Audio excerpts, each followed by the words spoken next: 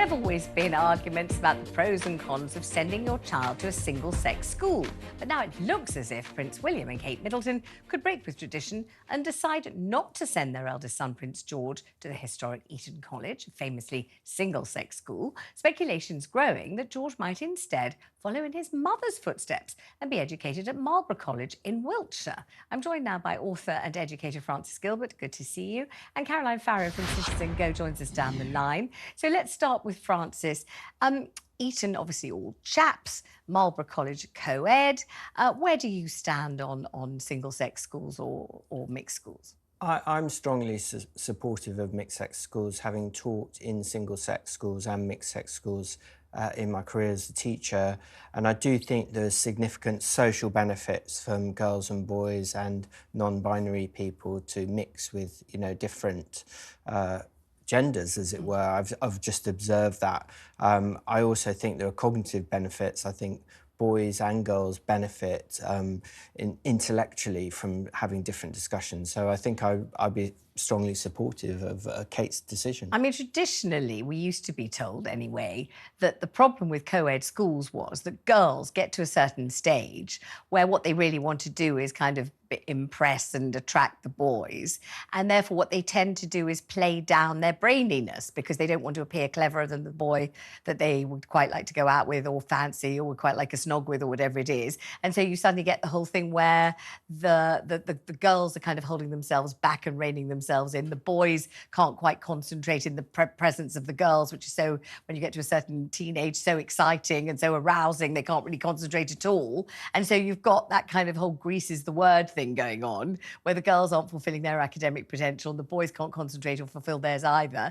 And that used to be the argument, very strongly held argument, in favour of single-sex education.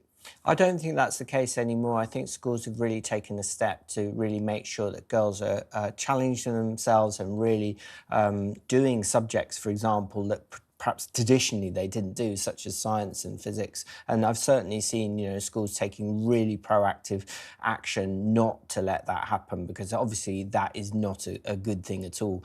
My experience is that it's a win-win situation where girls are being really pushed to intellectually challenge themselves, and boys actually often perhaps can be cognitively not so high in ability at certain ages, and they're pulled up in a certain sense by being around kind of cognitively challenging situations. Let me bring Caroline Farrow from Citizen Go into this. Hi, Caroline.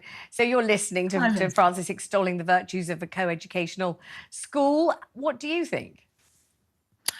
I think it's horses for courses. So I'm not here to tell anybody what they should and shouldn't do. However, I've got 5 children who've all been in single-sex schools. My eldest 3 are still in a single-sex school, and they've been given the choice all along. And all along we've had this conversation: do you want to be in mixed sex?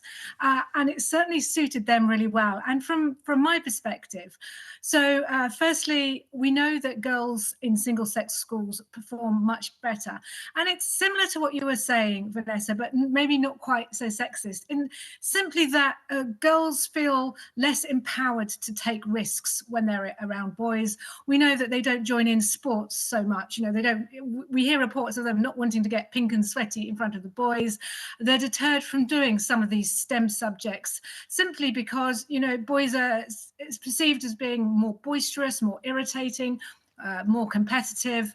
And we also know as well, it's interesting. I think single-sex schools benefit girls perhaps more than boys, because we know that for boys, when boys are in a co-ed situation, girls are supposed to. I even had one co-ed head say this to me, which I thought was shocking. Girls rub the corners off boys, and girls help boys to do some of the liberals and humanities subjects that they may not choose otherwise.